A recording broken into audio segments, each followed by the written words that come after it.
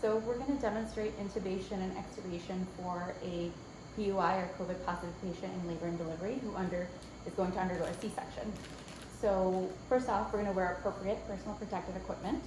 For the intubating anesthesiologist, we should have an N95 and face shield, 2 sets of gloves, a gown, and a face shield or eye protection.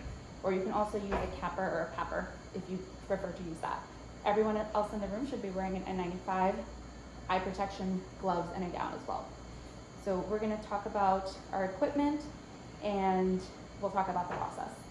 So everybody who's not intubating should be standing at least 6 feet away from the patient, and the anesthesiologist is going to be here and their assistant is going to be a few feet away in case assistance is needed. So as for equipment, we have our face mask, we have a head strap to secure the face mask to the face, we have our viral filter.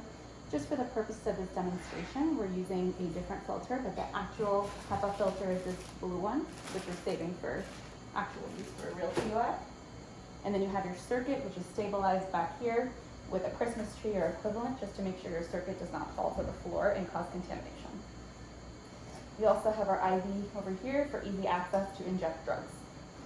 For intubating equipment, you'd use a video laryngoscope, glide scope, or equivalent, and make sure it's available right here at your side. And we need to have our styletted endotracheal tube. I have a 6.0 over here. And I personally use a hemostat, which I clamp to the wrapper and clamp that to the bed. So when you have a good view with your glide scope, you can just grab your endotracheal tube with one hand. Now when you're ready to get going, you're going to pre-oxygenate the patient, make sure you have a good seal. Once you're adequately pre-oxygenated, then you're going to inject your induction drugs.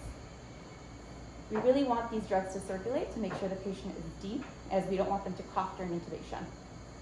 Once you feel the patient is adequately anesthetized, then you're going to remove the face mask.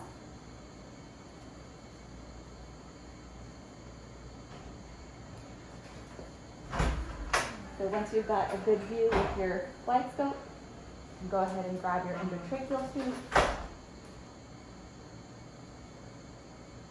Once you're assured that you're through the pores, you're going to remove the stylet. And then you're going to inflate the cuff. And your assistant is going to come by and help you confirm that you are in the trachea. So they're ventilating.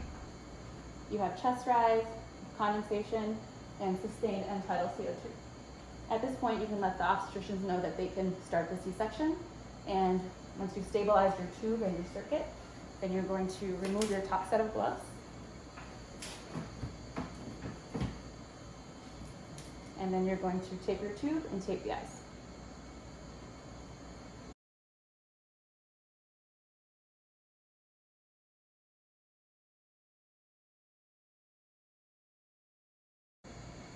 So when the patient meets extubation criteria, we want to minimize the number of people in the room. So anyone who has to stay in the room should be at least 6 feet away from the patient. And as you can see, we have this clear part of the bear hugger covering the patient's face to minimize contamination. We can also use the clear part of the surgical drape. So the first part, you need an anesthesia face mask, which you're going to put the endotracheal tube through the face mask, including with the cuff, so we create a continuous seal and minimize contamination. You want to disconnect this part of the endotracheal tube, which requires a little twisting motion.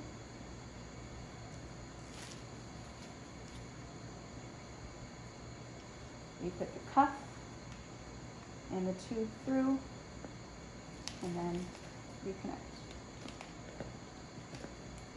Okay. Now when you're ready to extubate the patient, your assistant is going to deflate the cuff.